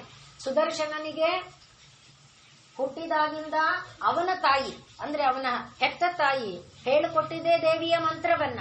ಅವನು ದೇವಿಯ ಮಂತ್ರವನ್ನ ಜಪಿಸ್ತಾ ಕೈ ಮುಗಿದು ಕಣ್ಣು ಮುಚ್ಚಿಕೊಂಡು ನಿಂತಿದ್ದಾನೆ. ಎಲ್ಲಿಂದ ಉತ್ಪತ್ತಿ ಆಯಿತು? ಮಹಾಸೇನೆ ಉತ್ಪತ್ತಿ ಆಯಿತು. ಸಿಂಹದ ಮೇಲೆ ಸಿಂಹವಾಹಿನಿಯಾಗಿ ತಾಯಿ ಬಂದ ಎಲ್ಲ ಶತ್ರು ರಾಜರನ್ನ ಸದೆ ಬಡಿದ್ಲು. ಅಷ್ಟೇ ಅಲ್ಲ, ಯಾವ ಈ ಸವತಿ ಪತ್ನಿ ಇದ್ಲಲ್ಲ, ಆ ಸವತಿ ಪತ್ನಿ ತನ್ನ ತಂದೆಯ ಸಹಾಯವನ್ನ ತಗೊಂಡು ರಾಜ್ಯವನ್ನ ಕಸ್ಕೊಂಡಿದ್ಲಲ್ಲ, ಅಲ್ಲಿಗೂ ಸೇನೆ ಹೋಗಿ ಆ ರಾಜನಿಗೆ ಬುದ್ಧಿಯನ್ನ ಕಲಿಸಿ ನೀನೇನಾದ್ರೂ ಅನ್ಯಾಯ ಮಾಡೋದಾದ್ರೆ ನಾನು ಸುಮ್ಮನೆ ಬಿಡೋದಿಲ್ಲ, ಇದು ರಾಜ್ಯ ಸುದರ್ಶನನಿಗೆ ಸೇರಬೇಕಾದ್ದು ಅಂತ ಅವನಿಗೆ ತಾಕೀತು ಮಾಡಿ, ನಿನ್ನ ರಾಜ್ಯಕ್ಕೆ ನೀನು ಹಿಂತಿರುಗಿ ಹೋಗು, ನಿನ್ನ ರಾಜ್ಯದಲ್ಲಿದ್ದು ನೀನೇನಾದ್ರೂ ಒಳ ಮಸಲತ್ತು ಮಾಡಿದರೆ ಅದರ ಫಲ ನೀನ್ ತಿಂತೀಯೇ ಅನ್ನುವ ಒಂದು ಆಜ್ಞೆಯನ್ನ ಮಾಡಿ, ಸಿಂಹವಾಹಿನಿಯಾದಂಥ ಚಾಮುಂಡೇಶ್ವರಿ ಅಥವಾ ದುರ್ಗಾದೇವಿ ಏನ್ ಮಾಡಿದ್ಲು, ಅವನ ರಾಜ್ಯಕ್ಕೆ ಅಟ್ಟಿ ಸುದರ್ಶನನಿಗೆ ಸುದರ್ಶನನ ರಾಜ್ಯವನ್ನ ಕೊಡಿಸಿದ್ಲು. ಇದರ ಜೊತೆಯಲ್ಲಿ ಚಂದ್ರಲೇಖೆ ಇದ್ದಾಳಲ್ಲ, ಚಂದ್ರಲೇಖೆ ಒಬ್ಬಳೇ ಮಗಳು ರಾಜನಿಗೆ. ಹಾಗಾಗಿ ಈಗ ಸುದರ್ಶನನಿಗೆ ಚಂದ್ರಲೇಖೆಯ ರಾಜ್ಯವು ತನ್ನ ರಾಜ್ಯವು ದೊರಕಿ ಸುದರ್ಶನ ಅನಂತ ಸೌಭಾಗ್ಯವನ್ನ ಪಡೆಯುವುದಕ್ಕೆ ಅವಕಾಶ ಆಯಿತು. ಅಷ್ಟೇನಾ? ಈಗ ನಾವು ನೋಡಿದ ಚಾರು ರೂಪ ಚಾರುಹಾಸನಲ್ಲಿರುವಂತೆ ದುಃಖಾಸ್ಪರ್ಶ, ನಾಳೆ ಇವನ್ ಬಂದು ಕಿತ್ಕೋತಾನೆ, ನಾಡಿದ ಆ ಶತ್ರು ಬರ್ತಾನೆ, ಯಾವ ಶತ್ರುವಿನ ಭಯ ಇಲ್ಲ. ದುಃಖಾಸ್ಪರ್ಶವಾದಂಥ ಆನಂದವನ್ನ ದೇವಿ ದೊರಕಿಸಿಕೊಟ್ಲು. ಅದನ್ನ ಭಾಸ್ಕರರಾಯ ಮಖಿ ಅನ್ನುವವರು ಈ ನಾಮಕ್ಕೆ ವ್ಯಾಖ್ಯಾನವನ್ನ ಮಾಡುವಾಗ ಬೇರೆ ಯಾರು ಹೇಳಿಲ್ಲ, ಆ ಕಥಾಭಾಗವನ್ನ ನೆನಪಿಸಿಕೊಡ್ತಾರೆ. ಇದು ದೇವಿ ಭಾಗವತದಲ್ಲಿ ಬರುವಂತಹ ಒಂದು ಕಥಾಭಾಗ. ಅಲ್ಲಿ ಚಂದ್ರಕಲಾ, ಆ ಚಂದ್ರಕಲೆ ಅಂದ್ರೆ ಚಂದ್ರಕಲೆಯಂತೆ ಮುಗ್ಧವಾಗಿ ಪರಮಾತ್ಮನನ್ನ ಆಶ್ರಯಿಸಿದಂಥ ಸುದರ್ಶನನನ್ನಾಗಲಿ ಚಂದ್ರಕಲೆಯನ್ನಾಗಲಿ ದೇವಿ ಉದ್ಧಾರ ಮಾಡ್ತಾಳೆ. ಆದ್ರಿಂದ ಅದು ಚಾರು ಅಂದ್ರೆ ಯಾವಾಗಲೇ ಆಗಲಿ, ಯಾವುದೇ ಕಾರಣಕ್ಕಾಗಲಿ ನಾವು ದೇವಿಯನ್ನ ಪರಿಪೂರ್ಣವಾಗಿ, ದೇವಿ ಅಂದಾಗ ಮತ್ತೆ ನಾವೀಗಿಲ್ಲಿ ದೇವಿಯನ್ನು ಇಟ್ಟುಕೊಂಡಿರೋದ್ರಿಂದ ದೇವಿ ದೇವಿ ಅಂತ ಹೇಳೋದು, ಯಾರ ಇಷ್ಟ ದೈವನೋ ಅದನ್ನೇ ಆಶ್ರಯಿಸಿಕೊಳ್ಬೇಕು. ಅದನ್ನ ಆಶ್ರಯಿಸಿಕೊಂಡಾಗ ಪರಮ ಫಲ ಅನ್ನುವುದು ನಮಗೆ ದೊರಕುತ್ತೆ ಅನ್ನುವುದು ಯಾವ ನಾಮದಿಂದ? ಚಾರು ಚಂದ್ರ ಕಲಾಧರ. ಆದ್ರಿಂದ ಈಗ ನಮಗೆ ಪರಮ ಫಲ ಬೇಕಾಗಿದೆ, ಯಾವುದೋ ಬಾಧೆಗಳಿಂದ ನಾವು ನಿವಾರಣೆಯಾಗಬೇಕಾಗಿದೆ. ಆಗ ಈಗ ಚಾರು ಚಂದ್ರ ಕಲಾಧರ ಯೈ ನಮಃ ಅನ್ನುವುದನ್ನ ನಿರಂತರವಾಗಿ ಜಪಿಸ್ತಾ ಇದ್ರೆ ಅದು ಆ ಫಲವನ್ನ ನಮಗೆ ಕೊಡುತ್ತೆ. ಸುದರ್ಶನನಿಗೆ ಕೊಟ್ಟಂಥ ಶತ್ರುವೇ ಇಲ್ಲದೆ ಇರುವ, ಯಾವ ಭೀತಿ ಇಲ್ಲದ ಫಲವನ್ನ ಕೊಡದೇ ಇದ್ರು ಎಷ್ಟೋ ಮಟ್ಟಿನ ಫಲವನ್ನಂತೂ, ಯಾಕೆಂದ್ರೆ ನಮ್ಮಲ್ಲಿ ನಿಷ್ಠೆ ಬೇಕು, ನಿಷ್ಠೆ ಇದ್ರೆ ದೊರಕೀತು, ಆ ಫಲನೂ ದೊರಕೀತು. ಹಾಗಿಲ್ಲ ಅಂತಾದ್ರೆ ಎಷ್ಟು ಪ್ರಯತ್ನ ಪಡ್ತೀವಿ ಅದಕ್ಕೆ ತಕ್ಕ ಫಲ ಎಂಬುದಂತೂ ದೊರಕುತ್ತೆ. ಯಾವುದನ್ನಾದ್ರೂ ನಾನು ಹೇಳಿದ ಮಾತನ್ನ ನೀವು ಪರೀಕ್ಷೆ ಮಾಡಿ ಅದರ ಫಲದಿಂದ ಹೌದು ಮೇಡಮ್ ನೀವು ಹೇಳಿದ್ ಸರಿ ಅಂತ ರೈಟ್ ಹಾಕೊಳ್ಬೇಕೇ ಹೊರತು ಇದು ನಾನು ಹೇಳಿದ ಮಾತಲ್ಲ. ಯಾಕೆಂದ್ರೆ ಋಷಿ ಮುನಿಗಳು ಈ ನಾಮಗಳನ್ನ ತಯಾರು ಮಾಡಿರೋದು ನಾವಲ್ಲ, ಅದನ್ನ ಮೊದಲೇ ಪೀಠಿಕಾ ಭಾಗದಲ್ಲಿ ನೋಡಿದ್ದೇವೆ. ಮತ್ತೆ ಅದನ್ನ ದೇವಿನೇ ಆಜ್ಞೆ ಮಾಡಿ ಮಂತ್ರಿಣಿ ವಾಗ್ದೇವಿ ಮೊದಲಾದವರ ಮೂಲಕ ಹೇಳಿಸಿರುವಂತ ಮಾತಾದ್ರಿಂದ ಆ ಮಾತಿನಲ್ಲಿರುವ ಶಕ್ತಿ ಏನು, ಅದು ಚಾರು ಚಂದ್ರ ಕಲಾಧರ ಅನ್ನುವುದನ್ನ ಅನುಷ್ಠಾನ ಮಾಡುವುದರ ಮೂಲಕ ನಾವು ಪಡೆಯುವಂತ ಒಂದು ಫಲದಿಂದ ನಮಗದು ಗೊತ್ತಾಗತ್ತೆ. ಹಾಗಾಗಿ ಮೊದಲಿಗೆ ಚಾರು ಚಂದ್ರ ಕಲಾಧರನಲ್ಲಿ ಸುಂದರವಾದಂಥ ಚಂದ್ರಕಲೆಯನ್ನ ತಲೆಯಲ್ಲಿ ಧರಿಸಿರುವವಳು ಅನ್ನುವುದು ನಾಮವನ್ನ ನೋಡಿದ ತಕ್ಷಣ ಗೊತ್ತಾಗುವ ಅರ್ಥ. ಇನ್ನು ದೇವಿ ಭಾಗವತದ ಹಿನ್ನೆಲೆಯಲ್ಲಿ ಗೊತ್ತಾಗುವುದು ಚಂದ್ರಕಲೆ ಎನ್ನುವಂಥ ಭಕ್ತರನ್ನ ತನ್ನ ಹೃದಯದ ಒಳಗೆ ಧರಿಸಿಕೊಂಡು ಅಂಥ ಭಕ್ತರನ್ನ ಉದ್ಧಾರ ಮಾಡುವವಳು, ಉದ್ಧಾರ ಮಾಡಿ ಚಾರು ಆನಂದಮಯವಾದ ಸುಖವನ್ನ ಕೊಡುವವಳು. ಇದು ಮೂರನೆಯದಾಗಿ ಅರ್ಥ. ಆದ್ರೆ ಎರಡನೆಯದಾಗಿ ಅರ್ಥ. ಇನ್ನು ಮೂರನೆಯದಾಗಿ ಚಂದ್ರಕಲಾ ಅಂತ ಹೇಳಿದ್ರೆ ಶುದ್ಧ ಜ್ಞಾನ ಅಂತ ಅರ್ಥ. ಶುದ್ಧ ಜ್ಞಾನವನ್ನ, ಶುದ್ಧ ಜ್ಞಾನ ಅಂದ್ರೆ ನಮ್ ಜ್ಞಾನ ಎಲ್ಲ ಪೆದ್ದ ಜ್ಞಾನನಾ ಅಂದ್ರೆ ಹೌದು, ಯಾಕೆಂದ್ರೆ ಅದು ಬದ್ಧ ಜ್ಞಾನ. ನಮ್ಮ ಜ್ಞಾನ ಅಂಟು, ಅಂಟ್ಕೊಂಡಿರೋಂಥದ್ದು ನನಗೆ, ನನ್ನ ಮನೆಗೆ. ಆದ್ರಿಂದ ನಾನು ಏನಾದರೂ ನೋಡಿದ್ರೆ ನನ್ನ ಗಂಡ, ನನ್ನ ಮಕ್ಕಳು, ಅದರ ಲೇಪ ಹಚ್ಕೊಂಡು ನೋಡ್ತೇನೆ. ಅದರ ಮೂಲಕ ಜ್ಞಾನನ ನಾನು ಅರ್ಥ ಮಾಡ್ಕೊಳ್ತಾ ಹೋಗ್ತೇನೆ. ಆದರೆ ಶುದ್ಧ ಜ್ಞಾನದಲ್ಲಿ ಈ ಅಂಟಿನ ಜ್ಞಾನ ಇಲ್ಲ, ಬದ್ಧ ಜ್ಞಾನ ಇಲ್ಲ. ಬದ್ಧ ಜ್ಞಾನ ಆದ್ರೆ ಅದು ಪೆದ್ದ ಜ್ಞಾನ. ಆದ್ರಿಂದ ಅದು ಶುದ್ಧ ಜ್ಞಾನ ಆಗಬೇಕಾದ್ರೆ ದೇವಿಯ ಕೃಪೆ ಅನ್ನುವುದು ಬೇಕು. ಆದ್ರಿಂದ ಅಂಥ ಶುದ್ಧ ಜ್ಞಾನ ಅನ್ನುವುದು ಎಲ್ಲಿದೆ, ಇದನ್ನ ತಾನೇ ಜ್ಞಾನ ಕ್ಷೇತ್ರ ಅಂತ ನಾವು ಕರಿತೇವೆ. ಹಾಗೆ ಆ ಜ್ಞಾನ ಕ್ಷೇತ್ರದಲ್ಲಿ ವಿರಾಜಮಾನಳಾಗಿದ್ದುಕೊಂಡು, ಆದ್ರಿಂದಲೇ ಇಲ್ಲಿ ಕುಂಕುಮವನ್ನ ಚಂದ್ರಕಲೆಯ ರೂಪದಲ್ಲಿ ಧರಿಸುವಂಥದ್ದು ಇದೆ ಮನೆಗಳಲ್ಲಿ. ಆ ರೀತಿಯಲ್ಲಿ ಕೆಲವರು ಅಡ್ಡ ಕುಂಕುಮವನ್ನ ಇಡ್ತಾರೆ, ಕೆಲವರು ಅದನ್ನೇ ಕಲಾರೂಪದಲ್ಲಿ ಕೂಡ ಇಟ್ಕೊಳ್ಳೋದು ಪದ್ಧತಿ ಇದೆ. ಹಾಗೆ ಚಾರು ಚಂದ್ರ ಕಲಾಧರ, ಚಂದ್ರಕಲೆ ಅಂದಾಗ ದೇವಿ ಭಾಗವತದಂತೆ ಚಂದ್ರಕಲೆಯಂಥ ಭಕ್ತರನ್ನ ತನ್ನ ಹೃದಯದಲ್ಲಿ ಧರಿಸಿ ಅವರಿಗೆ ಪರಮಾನಂದವನ್ನ ಕೊಡುವಂಥವಳು ಚಾರುಚಂದ್ರ ಕಲಾಧರ. ಮತ್ತೆ ಚಾರುಚಂದ್ರ ಕಲಾಧರ ಸುಂದರವಾದ ಚಂದ್ರನ ಕಲೆಯನ್ನ ತನ್ನ ಕಿರೀಟದಲ್ಲಿ ಧರಿಸಿಕೊಂಡಿರುವವಳು ಅಥವಾ ತನ್ನ ಹಣೆಯಲ್ಲಿ ಧರಿಸಿಕೊಂಡಿರುವವಳು. ಇನ್ನೊಂದು ಶುದ್ಧ ಜ್ಞಾನವನ್ನ ತನ್ನ ಒಂದು ಕಲೆಯಾಗಿ ಹೊಂದಿರುವಂಥವಳು, ಶುದ್ಧ ಜ್ಞಾನವನ್ನ ತನ್ನ ಸ್ವರೂಪವಾಗಿ ಹೊಂದಿರುವಂಥವಳು. ಅಂದ್ರೆ ಜ್ಞಾನನೇ ಪರಮಾತ್ಮ ಸ್ವರೂಪ. ಆದ್ರಿಂದ ಪರಮಾತ್ಮ ಸ್ವರೂಪವಾದ ಜ್ಞಾನ ರೂಪಿಣಿಯಾಗಿ ಅವಳಿದ್ದಾಳೆ. ಆದ್ರಿಂದ ಈಗ ಚಾರುಚಂದ್ರ ಕಲಾಧರ ಅನ್ನುವುದನ್ನು ಜಪಿಸಿದರೆ ಕಷ್ಟಗಳು ನಿವಾರಣೆಯಾಗಿ ಕಳೆದು ಹೋದ ವಸ್ತು ದೊರಕಿ ಎಲ್ಲದರ ಜೊತೆಯಲ್ಲಿ ಶುದ್ಧ ಜ್ಞಾನದ ಲಾಭವೂ ಕೂಡ ಇದೆ ಅನ್ನುವುದನ್ನ ಈ ನಾಮದಿಂದ ನಾವು ತಿಳ್ಕೊಳ್ತೇವೆ. ಚಾರುಚಂದ್ರ ಕಲಾಧರ. ಆದ್ರಿಂದ ಹೇಳುವಾಗ ವಿಶುದ್ಧ ಜ್ಞಾನ ದೇಹಾಯ ತ್ರಿವೇದಿ ದಿವ್ಯ ಚಕ್ಷುಷೆ, 3 ವೇದಗಳ ಜ್ಞಾನದೊಡಗೂಡಿದ ದಿವ್ಯವಾದ ಕಣ್ಣು, ಅದು ಶುದ್ಧ ಜ್ಞಾನ, ಅದರಿಂದ ಕೂಡಿರುವಂಥ ದೇವಿಯನ್ನ ನಾವು ಪ್ರಾರ್ಥಿಸಿದರೆ ಶ್ರೇಯ ಪ್ರಾಪ್ತಿ ನಿಮಿತ್ತಾಯ, ಶ್ರೇಯಸ್ಸು ಬೇಕು ಅಂದಾಗ ಈ ಓಂ ಚಾರುಚಂದ್ರ ಕಲಾಧರಾಯೈ ನಮಃ ಅನ್ನುವುದನ್ನು ಜಪಿಸಿಕೊಂಡ್ರೆ ಆ ಲಾಭವು ನಮಗೆ ದೊರಕುತ್ತೆ ಅನ್ನುವುದನ್ನ ಹೇಳ್ತಾ ಇದ್ದಾರೆ. ನಮಃ ಸೋಮಾರ್ಧಧಾರಿಣೆ. ಹಾಗೆ ಸೋಮ ಅರ್ಧ ಚಂದ್ರನನ್ನ, ಅಷ್ಟಮಿ ಚಂದ್ರ ಅದನ್ನ ಧರಿಸಿರುವಂಥವಳು ಅನ್ನುವುದಾಗಿ ನಾವು ಪರಿಭಾವಿಸಿಕೊಳ್ಬಹುದು.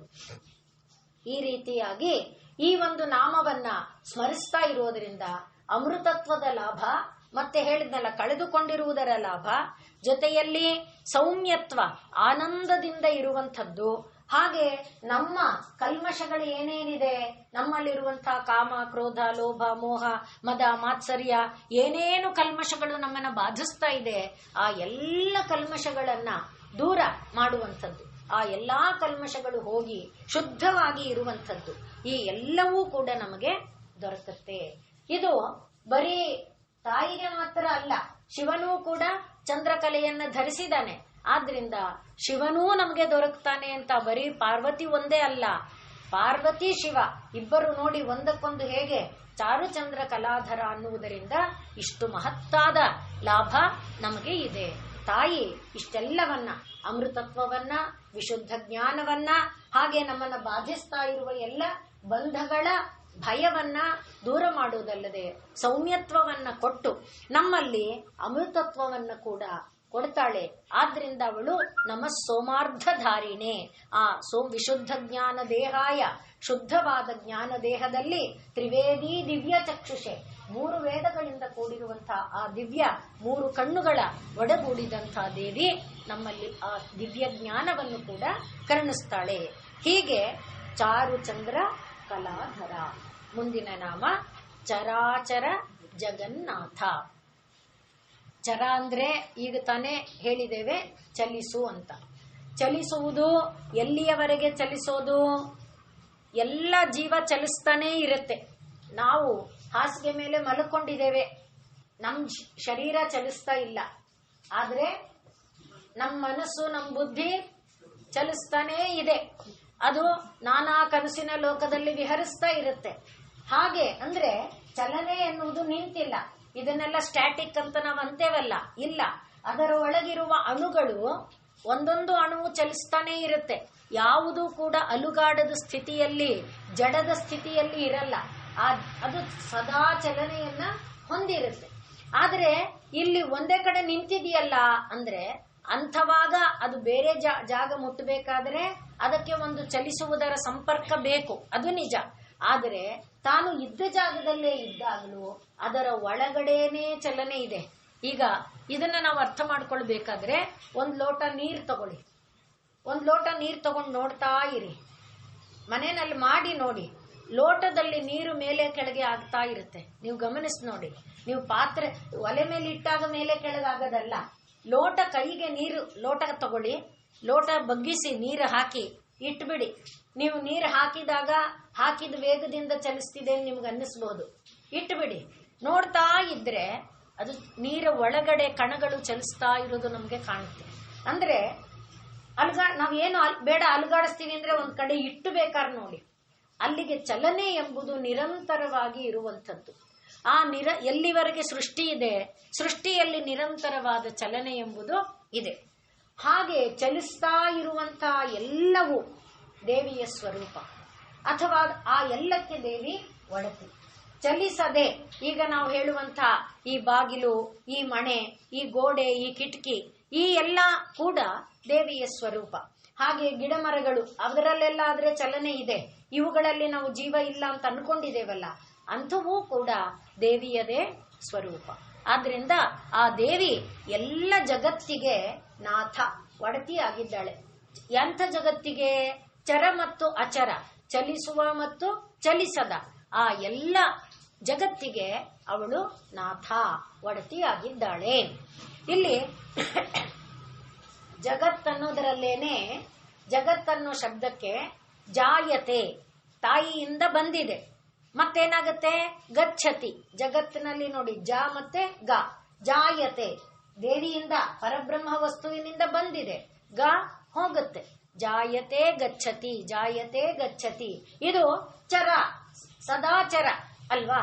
ಆದ್ರಿಂದ ಈ ಚರ ಎಂಬುದು ಯಾವಾಗ ಕೊನೆಯಾಗುತ್ತೆ? ದೇವಿಯನ್ನ ಮುಟ್ಟಿದಾಗ ಕೊನೆಯಾಗುತ್ತೆ. ದೇವಿಯನ್ನ ಮುಟ್ಟಿದಾಗ ದೇವಿಯೊಳಗೆ ಅವಳು ಉಪಸಂಹಾರ ಮಾಡಿಕೊಂಡಾಗಿದೆ. ಅವಳು ಯಾವಾಗ ಮತ್ತೆ ಬಹುಶ್ಯಾಮ್ ಅಂತಾಳೆ, ಆಗ ಮತ್ತೆ ಬರುತ್ತೆ. ಆದ್ರಿಂದ ಅದಲ್ಲದೆ ಮಾಮೂಲಿಯಲ್ಲಿ ನಾವು ನೋಡಿರುವಂತೆ ಲಯವನ್ನ 4 ವಿಧ ಲಯವಾಗಿ ಹೇಳ್ತಾರೆ.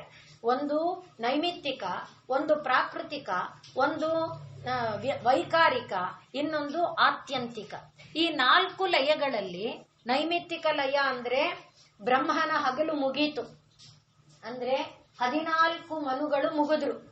ಒಬ್ಬೊಬ್ಬ ಮನುವಿಗೆ ಒಂದೊಂದು ಮನ್ವಂತರಕ್ಕೆ 432 ಕೋಟಿ ವರ್ಷ, 432 ಕೋಟಿ ಒಂದು ಮನು ವರ್ಷ. ಅಂಥ ಮನು ಅವನು 71 ವರ್ಷ ಇರ್ತಾನೆ. ಇದು ಆ 71 ಜೊತೆನಲ್ಲಿ ಅಂಥವ್ರು 14 ಮನುಗಳು.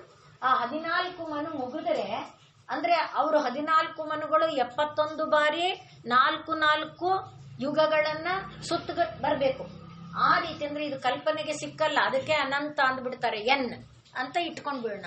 ಅಂಥ ಆ ಇದರಲ್ಲಿ ಹಾಗೆ ಮುಗಿದಾಗ ಬ್ರಹ್ಮನಿಗೆ ಒಂದು ಹಗಲಾಯ್ತು. ಆ ಒಂದು ಹಗಲು ಆಗಿ ಅವನು ನಿದ್ದೆಗೆ ಹೋಗುತ್ತಾನಲ್ಲ, ಅದು ನಿಮಿತ್ತ. ಆ ನಿಮಿತ್ತದಲ್ಲಾಗುವ ಲಯ ಇದೆಯಲ್ಲ, ಅದು ನೈಮಿತ್ತಿಕ ಲಯ. ಇನ್ನು ಪ್ರಾಕೃತಿಕ ಲಯ ಎಲ್ಲ ಬೇರೆ, ಅಂದ್ರೆ ಈಗಲೇ ತಲೆಭಾರ ಆಗುತ್ತೆ. ಒಟ್ಟು ನೈಮಿತ್ತಿಕ ಲಯ ಅಂತ ದೇವಿ ಹಾಗೆ ಅದನ್ನ ತನ್ನೊಳಗೆ ಸೇರಿಸಿಕೊಳ್ತಾಳಲ್ಲ, ಹಾಗೆ ಸೇರಿಸಿಕೊಂಡಿದ್ದಾಳೆ. ಯಾವಾಗ? ಬ್ರಹ್ಮ, ಸೃಷ್ಟಿಕರ್ತ ಬ್ರಹ್ಮ ನಿದ್ದೆ ಮಾಡ್ತಾನೆ ಅಂತ. ಈಗ ಸೃಷ್ಟಿಕರ್ತ ಬ್ರಹ್ಮ ಹೇಳ್ತಾನೆ, ಆಗ ಅದನ್ನು ಮತ್ತೆ ಹೊರಗೆ ಕೊಡ್ತಾಳೆ. ಹಾಗೆ ಜಾಯತೆ ಗಚ್ಚತಿ, ಜಾಯತೆ ಗಚ್ಚತಿ. ಆ ರೀತಿ ಇರುವುದು ಜಗತ್ತು. ಅಂಥ ಜಗತ್ತು, ಅದರಲ್ಲಿ ಏನೇನಿದೆ? ಚರ ಇದೆ, ಅಚರ ಇದೆ. ಆ ಎಲ್ಲಕ್ಕೆ ನಾಥ. ಅರ್ಥ ಆಯ್ತಲ್ವಾ? ಚರಾಚರ ಜಗನ್ನಾಥ. ಪ್ರಪಂಚಕ್ಕೆ ಸಿಂಪಲ್ ಆಗಿ ಹೇಳೋದಾದ್ರೆ ಚಲಿಸುವ ಚಲಿಸದಿರುವ ಪ್ರಪಂಚಕ್ಕೆ ಒಡತಿ ಅಷ್ಟೇ, ಚರಾಚರ ಜಗನ್ನಾಥ. ಆದರೆ ಈ ಜಗತ್ತಿನ ಮರ್ಮನ್ನ ನಾವು ತಿಳ್ಕೊಳ್ಬೇಕಾದ್ರೆ ಜಗತ್ತು ಎಷ್ಟು ಕಾಲ ಇರುತ್ತೆ ಮತ್ತೆ ಯಾವಾಗ ಹೋಗುತ್ತೆ, ಈ ನೈಮಿತ್ತಿಕ ಲಯ ಬಿಟ್ಟು ಪ್ರಾಕೃತಿಕ ಲಯ ಆದಾಗಾದ್ರೆ ಆಗ ಮತ್ತೆ ಜಗತ್ತು ತಕ್ಷಣದಲ್ಲಿ ಬರಲ್ಲ. ತಕ್ಷಣ ಅಂದ್ರೆ 864 ಕೋಟಿ ಎಷ್ಟೋ ವರ್ಷ.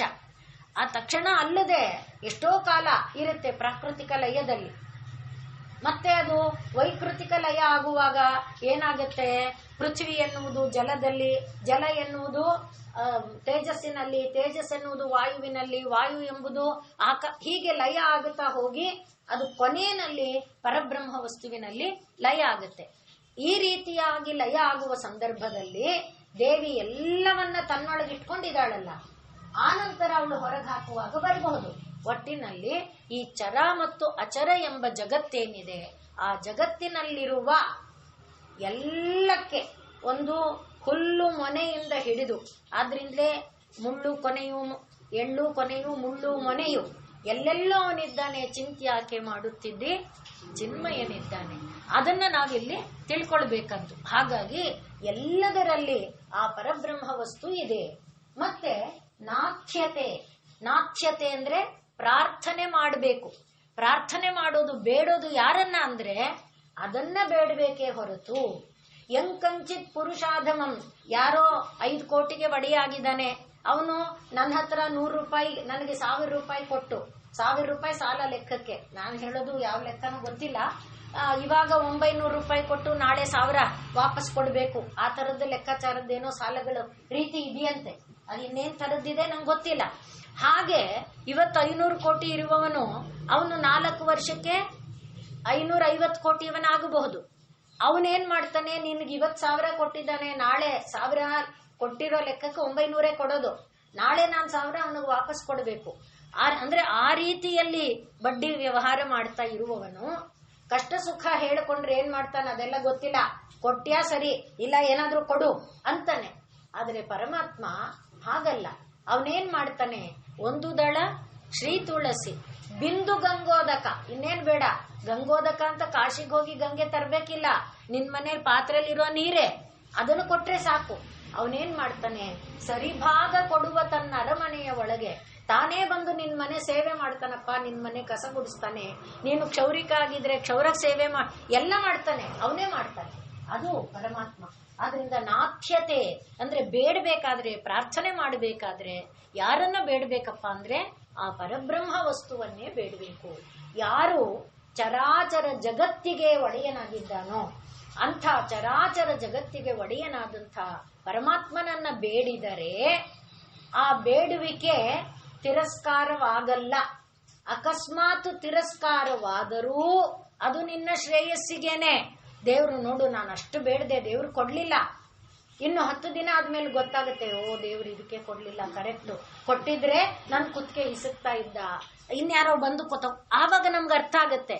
ಆದ್ರಿಂದ ದೇವರನ್ನ ಬೇಡಿದ್ರೆ ದೇವರನ್ನ ಬೇಡಬೇಕು. ದೇವರು ಕೊಡ್ಲಿ ಕೊಡದೆ ಹೋಗ್ಲಿ, ಬೇಡೋದು ದೇವರನ್ನೇ. ಆಗ ನಾಥೇನ ಪುರುಷೋತ್ತಮೇ ತ್ರಿಜಗತಾಮಧಿಪೆ ಚೇತಸ ಸೇವ್ಯೆ ಸ್ವಸ್ಯ ಪದಸ್ಯ ದಾತರಿ ಸುರೇ. ಅಂದ್ರೆ ಪರಮಾತ್ಮ ತನ್ನದೇ ಸ್ಥಾನ ಕೊಡ್ತಾನೆ, ತನ್ನ ಮಡಿಲಲ್ಲೇ ಕೂಡಿಸ್ಕೊತಾನೆ. ಪ್ರಹ್ಲಾದನನ್ನ ಧ್ರುವನನ್ನ ಹೇಗೆ ಮಾಡಿದ ಹಾಗೆ.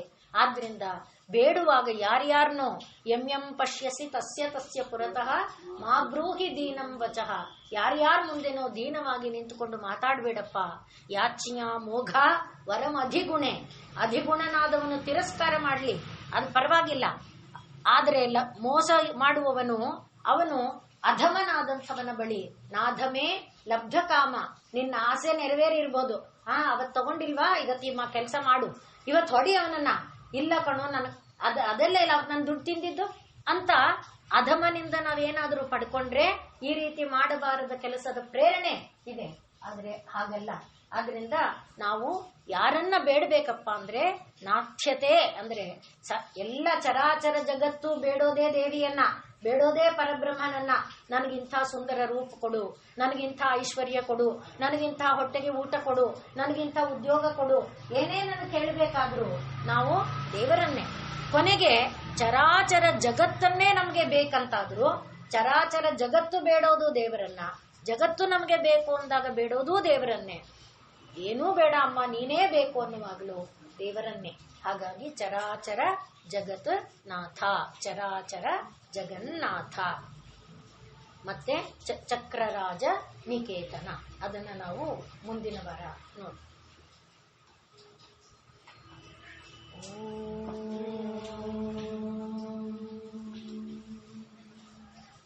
ಪೂರ್ಣಮದ